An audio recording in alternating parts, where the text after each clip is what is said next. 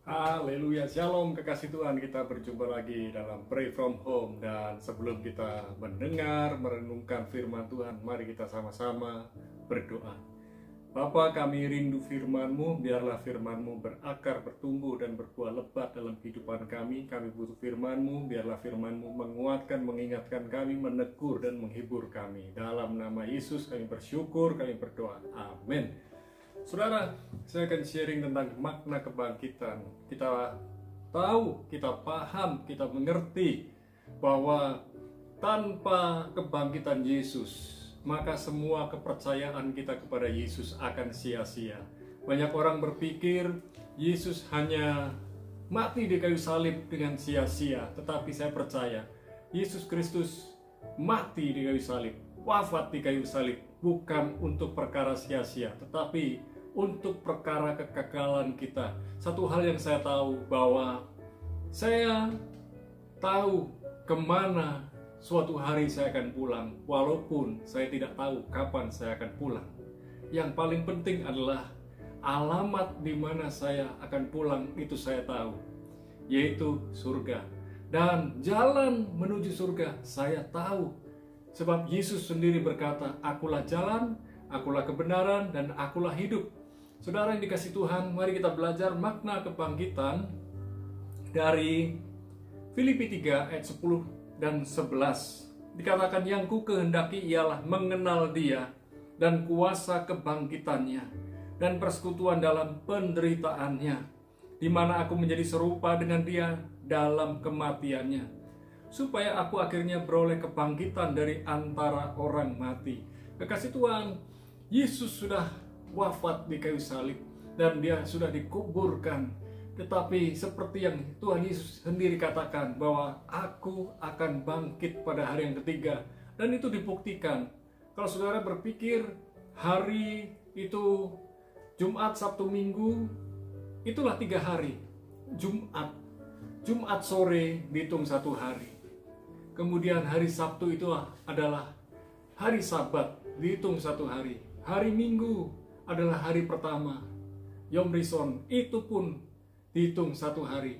Jadi sekalipun dari Jumat sore sampai Minggu pagi, kalau secara hitung jam memang tidak 24 kali 3, tetapi 1 hari Jumat sudah dihitung, Sabat yaitu Sabtu sudah dihitung, dan Minggu dihitung 1 hari, genap 3 hari. Saudara, Yesus memperkatakannya dan Yesus menggenapinya. Satu hal yang kita harus tahu, seperti yang Rasul Paulus katakan, "Yang ku kehendaki ialah mengenal Dia." Pertanyaan saya, apakah saudara benar-benar sudah mengenal Yesus Kristus? Saudara, ada beberapa orang mengenal Yesus Kristus hanya sebagai penyembuh. Karena dia disembuhkan, mengalami mujizat, dia percaya. Tetapi dia masih menyembah ilah-ilah yang lain. Dia berdoa kepada Tuhan Yesus, tapi dia berdoa kepada ilah yang lain juga. Dan kita harus tahu benar, mengenal dengan benar, bahwa Yesus Kristus bukan sekedar penyembuh, pembuat mujizat, tetapi Dia adalah Tuhan. Dia adalah Raja di atas segala raja. Dia adalah Allah di atas segala ilah. Dialah penguasa langit dan bumi. Dialah yang menciptakan segalanya. Dan dari nama-nama Tuhan Yesus kita dapat mengenali. Salah satunya, Yesus berkata, "Akulah gembala." Yesus berkata juga, "Akulah pintu." Yesus berkata, "Akulah jalan, akulah kehidupan, akulah kebenaran." Dan nama-nama yang lain begitu banyak. Saudara, dari nama-nama itu saudara bisa mengenali karakter Yesus Kristus. Jadi, hal yang pertama yang saya ajukan buat saudara, apakah saudara benar-benar mengenal Yesus Kristus? Jikalau saudara mengenal Yesus Kristus, hal yang kedua yang harus kita pelajari, yaitu kuasa kebangkitannya. Apakah saudara mengalami kuasa kebangkitannya? Kalau hari ini saudara menyadari saudara lemah, bangun dan bangkit kembali, bersemangat lagi, bernyala-nyala kembali, jangan loyo. Kebangkitan Tuhan Yesus memaknai supaya hidup kita tidak seperti yang dulu lagi. Hidup kita tidak sama seperti yang dulu lagi. Kita tidak mau sekedar oke. Kita tidak sekedar baik-baik saja. Tetapi kita harus mengalami progres, mengalami kemajuan, mengalami peningkatan. Dari kemenangan kepada kemenangan, dari kemuliaan kepada kemuliaan. Tidak ada salib tanpa kemuliaan. Dan di balik salib ada kemuliaan. No cross, no glory. Tidak ada salib, tidak ada kemuliaan. Jadi memang harus lewat proses. Terkadang kita harus menyalibkan diri kita, menyalibkan daging kita, menyalibkan kesukaan kita demi mengalami kebangkitan bersama Tuhan Yesus. Kalau saudara sadar hidup lama kita sudah mati, maka kita harusnya paham bahwa kita sudah memiliki hidup yang baru. Hidup yang baru itu dimiliki oleh Tuhan Yesus, bukan milik kita sendiri. Sekalipun kita punya free will. Dan ini yang luar biasa. Pahami bahwa setiap free will, setiap kehendak bebas yang diberikan kepada kita, sebenarnya Tuhan mau free will itu kita kembalikan kepada Tuhan. Sehingga kita berkata, jadilah kehendak-Mu di bumi seperti di surga.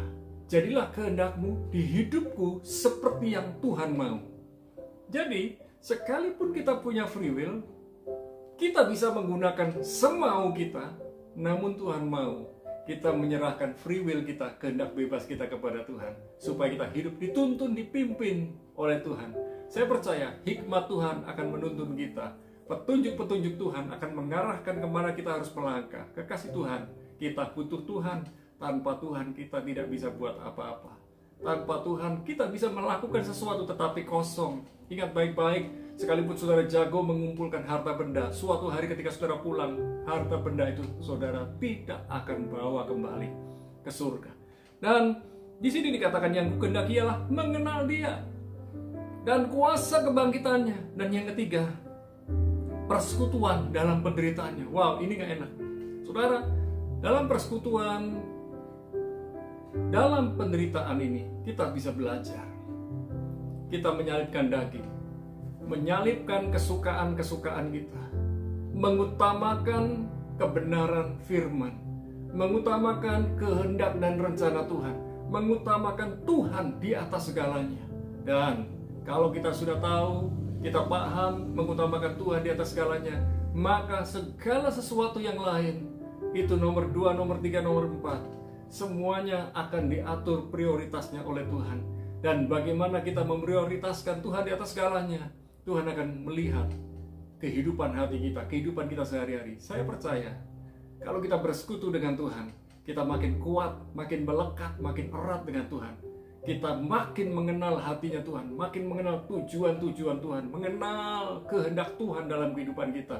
Satu hal yang selalu saya ingat bahwa Tuhan tidak pernah terlambat menolong kita. Tuhan tidak pernah terlambat memberkati kita. Tuhan juga tidak pernah salah alamat di dalam menolong kita. Tuhan tidak pernah salah alamat dalam memberkati kita. Semuanya tepat waktu. Dan Tuhan sebenarnya memberikan berkat itu sebagai berkat dan juga sekaligus sebagai ujian. Apakah hati kita semakin melekat erat dengan Tuhan Sang Pemberi berkat, ataukah kita hanya melekat kepada berkat-berkatnya? Akhirnya dikatakan, di mana aku menjadi serupa dengan Dia dalam kematiannya. Bagaimana dengan saudara? Kita sedang dalam proses tentunya, mati terhadap diri sendiri. Sehingga Yesus Kristus yang nampak dalam kehidupan kita, yang bangkit. Lewat kebangkitan Yesus Kristus dalam kehidupan kita, maka hidup kita akan mengalami pembaruan dari hari ke hari, dari minggu demi minggu, bulan demi bulan, dari tahun ke tahun. Hidup lama kita sudah berlalu, sehingga mulut kita bisa berkata, yang lama sudah berlalu, yang baru sudah datang. Kehidupan baru sudah datang, kehidupan lama sudah hilang, sudah berlalu, sudah kita tinggalkan. Saudara, ayat 11, supaya aku akhirnya beroleh kebangkitan dari antara orang mati. Banyak orang hidup tapi mati. Tetapi sekalipun suatu hari kita mati, tetapi kita hidup. Hidup kekal. Tujuan kita adalah hidup kekal bersama Sang Raja di atas segala raja, Yesus Kristus namanya, di tempat yang namanya surga. Surga adalah tempat yang terbaik buat kita, karena kita dulu dari surga diutus ke bumi, suatu hari kembali ke surga. Oleh sebab itu, pertahankan kekudusan hidup, pertahankan kesucian hati, pertahankan motivasi hidup dimanapun kita berada. Mari kita belajar bersama-sama. Kita bukan bersaing dengan orang lain, menyingkirkan orang lain, tetapi lewat kehidupan orang lain kita diberkati, dan kita juga belajar memberkati orang lain.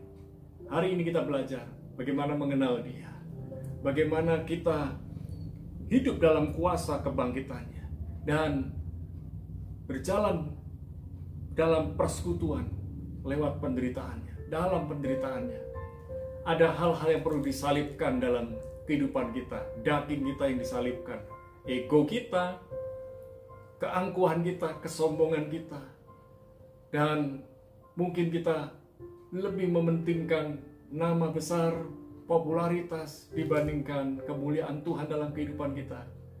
Ingat baik-baik, kita tanggalkan hal-hal yang tidak menyenangkan hatinya Tuhan. Kita tinggalkan itu semuanya demi satu hal, yaitu supaya aku akhirnya beroleh kebangkitan dari antara orang mati. Kita punya hidup yang kekal. Mari, segala sesuatu yang tidak berkenan kepada Tuhan, kita buang dan kita minta, Tuhan, jadikan aku bejana-Mu yang Kau pakai dengan mulia. Mari kita berdoa. Bapa, dalam nama Yesus kami butuh pimpinan-Mu, kami butuh hikmat-Mu, kami butuh pertolongan-Mu, sehingga hari demi hari dalam kehidupan kami, dalam keseharian kami selalu mengandalkan Tuhan di atas segalanya, dan kami percaya bahwa Yesus Kristus adalah Tuhan, Raja di atas segala raja, Allah kami, dan bukan sekedar penyembuh, bukan sekedar maha kuasa, tetapi Tuhan adalah maha yang lain-lain yang sangat luar biasa dalam kehidupan kami. Kami menyembah-Mu, kami memuji-Mu, kami bersyukur. Biarlah lewat firman-Mu kami dikuatkan hari ini, malam ini, sehingga kami semakin mengenal Tuhan.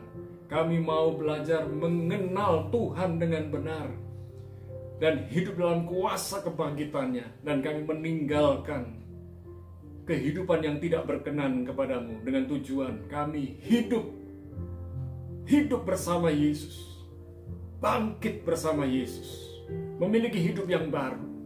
Dan dalam kehidupan sehari-hari kami mau bekerja lebih sungguh-sungguh, melayani lebih sungguh-sungguh, belajar lebih sungguh-sungguh, dan tuntun kami senantiasa Tuhan. Hamba berdoa bagi setiap kekasih Tuhan yang hari-hari sedang mengalami sakit, Tuhan memberikan kesembuhan, pemulihan, dan mujizat. Hari-hari ini yang sedang bekerja, Tuhan memberikan hikmat, pertolongan, dan Tuhan juga memberikan marifat untuk dapat mengetahui rencana-rencana Tuhan di hari-hari mendatang. Hamba berdoa juga buat setiap kekasih Tuhan yang sedang mengalami pergumulan hidup, Tuhan memberikan solusi, jawaban yang tepat waktu. Bagi para pelajar yang hari ini sedang ujian di sekolah mereka, hamba berdoa Tuhan memberikan hikmat, kekuatan, kecerdasan, kepandaian, kesabaran di dalam mengerjakan tugas-tugas ujian mereka. Terima kasih Bapa. Kami memberkati bangsa negeri Indonesia. Biarlah bangsa negeri Indonesia aman, tertib, damai, sejahtera. Dan kami bersyukur malam ini kami mau istirahat. Kami mengangkat kedua belah tangan kami, turunkan, curahkan, limpahkan segala berkat-Mu yang terbaik Tuhan, di dalam nama Bapa, Putra, dan Roh Kudus, di dalam nama Yesus. Sama-sama katakan amin. Tuhan Yesus memberkati saudara. God bless you.